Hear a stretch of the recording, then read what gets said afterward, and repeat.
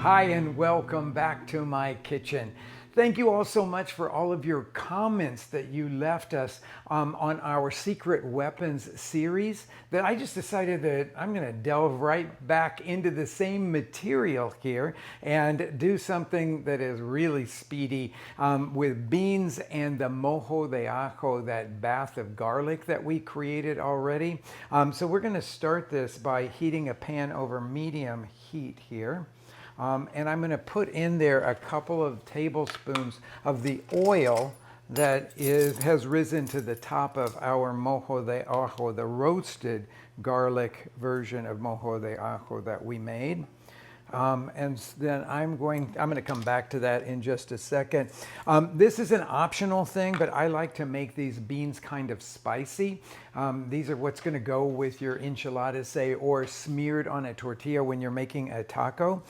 So this is arbol chili. Any small dried red chili will work for this.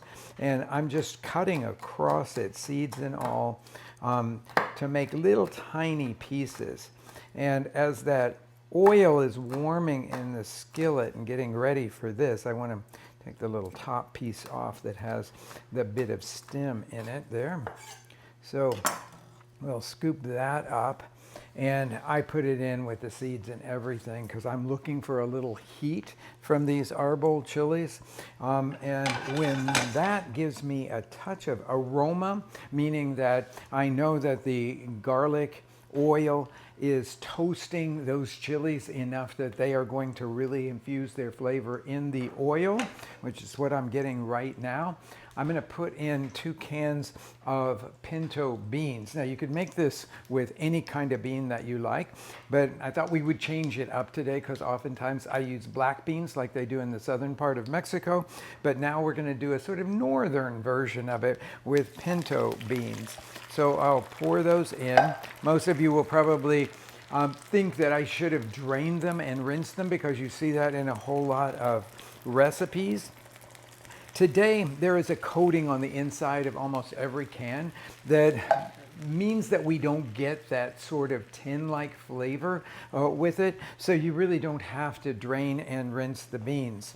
So right now, I am going to mash these as they heat up into a coarse puree. I like to see some whole beans, but mostly sort of roughly mashed beans.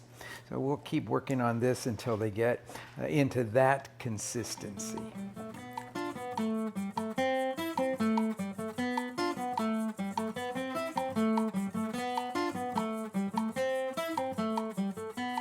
Now just take a look at this. A lot of you would think that this is too soupy, that you would want to simmer it a little bit longer to thicken up. But I will tell you, if it sits for about 1.5 minutes now, it will automatically thicken. So I always say, stop cooking the beans when they're a little bit looser than what you're really expecting here.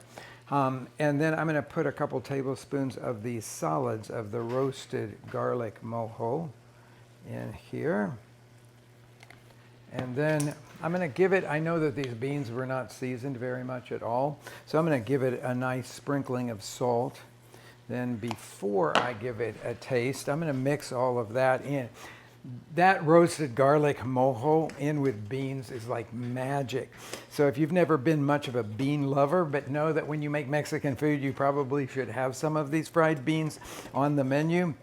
This may be the one that you gravitate toward and really love.